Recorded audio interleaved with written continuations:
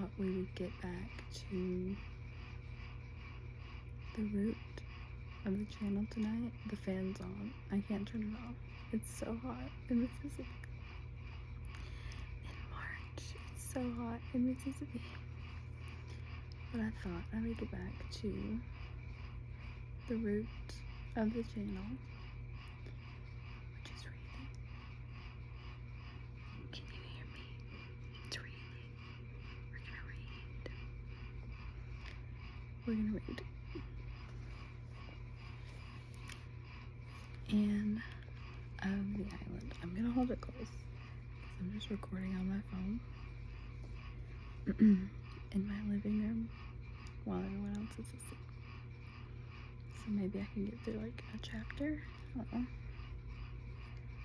Maybe a chapter. It's either white. Sorry, I keep getting distracted looking at myself.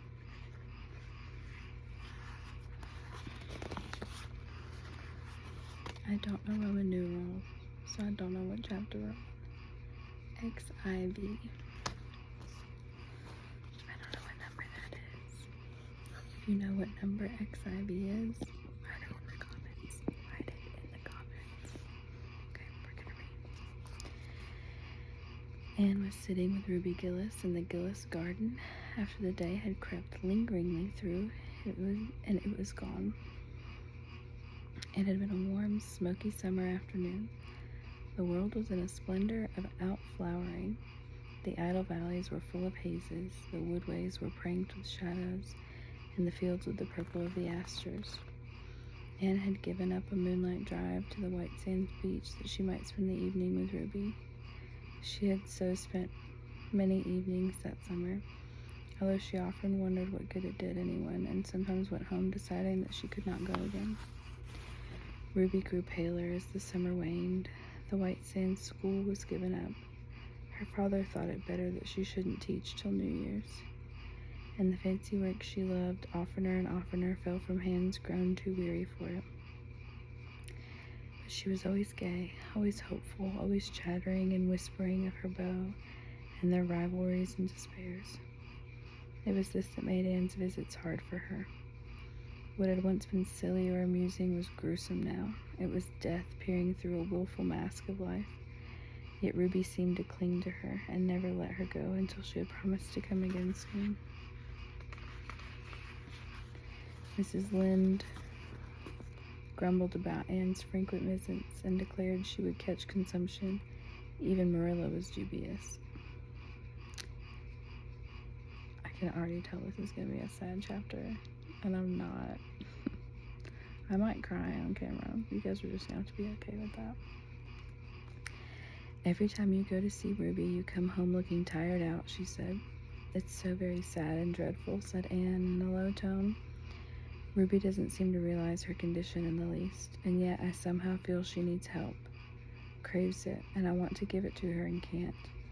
All the time I'm with her, I feel as if I were watching her struggle with an invisible foe, trying to push it back with such feeble resistance as she has. That is why I come home tired. But tonight, Anne did not feel this so keenly. Ruby was strangely quiet. She said not a word about parties and drives and dresses and fellows. She lay in the hammock with her untouched work beside her and a white shawl wrapped around her thin shoulders. Her long yellow braids of hair, how Anne had envied those beautiful braids in old school days, lay on either side of her. She had taken the pins out. They made her head ache, she said. The hectic flush was gone for the time, leaving her pale and childlike. The moon rose in the silvery sky, empearling the clouds around her. Below, the pond shimmered in its hazy radiance. Just beyond the Gillis homestead was the church, with the old graveyard beside it. The moonlight shone on the white stones, bringing them out in clear-cut relief against the dark trees behind.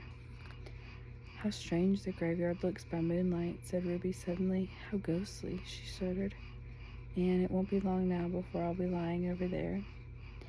You and Diana and all the rest will be going about full of life, and I'll be there, in the old graveyard, dead. The surprise of it bewildered Anne. For a few moments she could not speak. You know it's so, don't you? Said Ruby insistently. Yes, I know, answered Anne in a low tone. Dear Ruby, I know.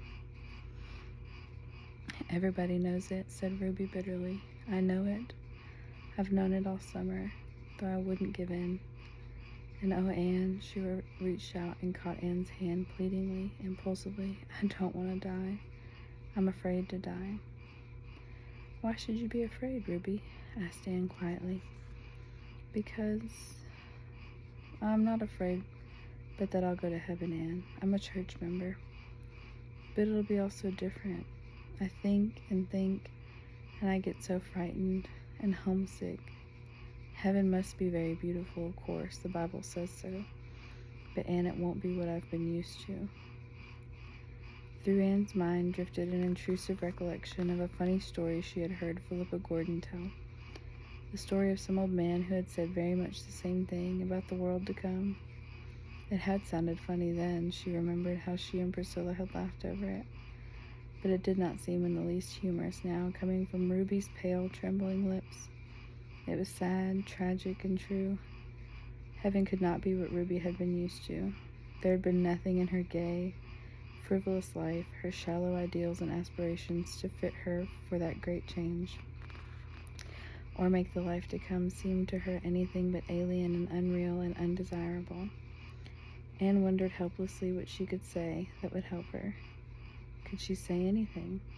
I think, Ruby, she began hesitatingly, for it was difficult for Anne to speak to any one of the deepest thoughts of her heart, or the new ideas that had vaguely begun to shape themselves in her mind concerning the great mysteries of life.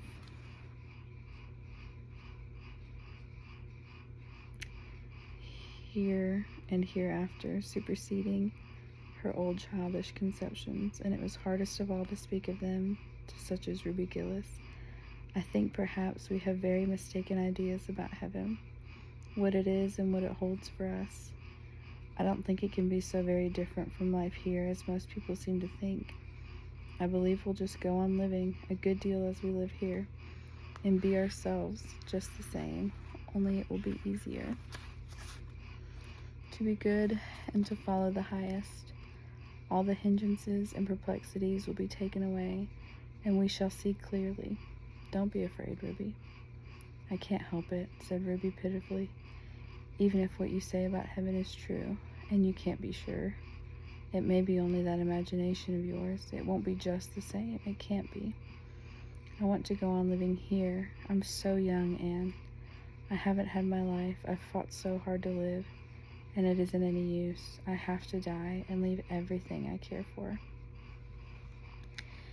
Anne sat in a pain that was almost intolerable. She could not tell comforting falsehoods, and all that Ruby said was so horribly true. She was leaving everything she cared for.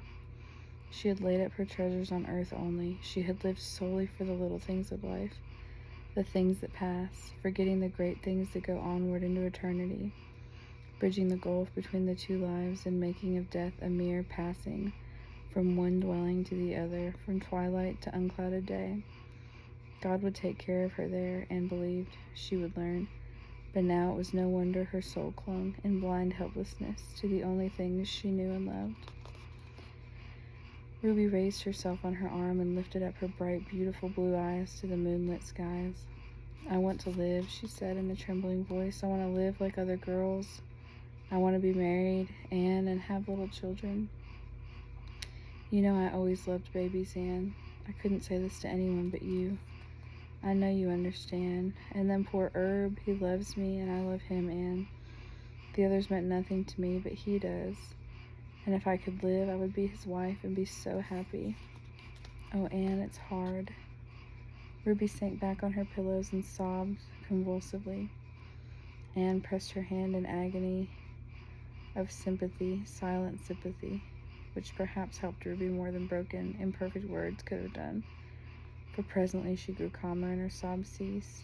I'm glad I've told you this, Anne, she whispered. It has helped me just to say it all out. I've wanted to all summer. Every time you came, I wanted to talk it over with you, but I couldn't. It seemed as if it would make death so sure if I said I was going to die. Or if anyone else said it or hinted it, I wouldn't say it. or even think it. In the daytime, when people were around me and everything was cheerful, it wasn't so hard to keep from thinking of it. But in the night, when I couldn't sleep, it was so dreadful, Anne. I couldn't get away from it. Death just came and stared me in the face until I got so frightened I could have screamed. But you won't be frightened anymore, Ruby, will you? You'll be brave, and believe that all is going to be well with you. I'll try. I'll think it over what you've said, and try to believe it. And you'll come up as often as you can, won't you, Anne? Yes, dear. It won't be for very long now, Anne. I feel sure of that. And I'd rather have you than anyone else. I always liked you best of all the girls I went to school with. You were never jealous or mean, like some of them were. Poor Em White was up to see me yesterday. You remember Em and I were such chums for 3 years when we went to school? And then we quarreled the time of the school concert. We've never spoken to each other since. Wasn't it silly? Anything like that seems silly now. But Em and I made up the old quarrel yesterday. She said she'd have spoken years ago, only she thought I wouldn't. And I never spoke to her because I was sure she wouldn't speak to me. Isn't it strange how people misunderstand each other, Anne? Most of the trouble in life comes from misunderstanding, I think, said Anne. I must go now, Ruby. It's getting late, and you shouldn't be out in the damp. You'll come up soon again. Yes, very soon. And if there's anything I can do to help you, I'll be so glad. I know you have helped me already. Nothing seems quite so dreadful now. Good night, Anne. Good night, dear. Anne walked home very slowly in the moonlight. The evening had changed something for her.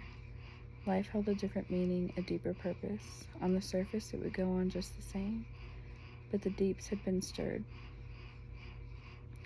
It must not be with her as with poor Butterfly, Ruby, when she came to the end of one life. It must not be to face the next with the shrinking terror of something wholly different, something for which accustomed thought and ideal and aspiration had unfitted her. The little things of life, sweet and excellent in their place, must not be the things lived for. The highest must be sought and followed. The life of heaven must be begun here on earth. That good night in the garden was for all time. Anne never saw Ruby in life again.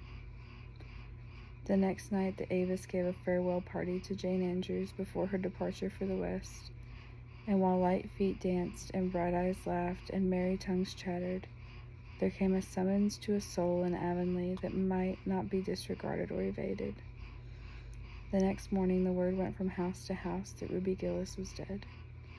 She had died in her sleep, painlessly and calmly, and on her face was a smile, as if after all death had come as a kindly friend to lead her over the threshold instead of the grisly phantom she had dreaded.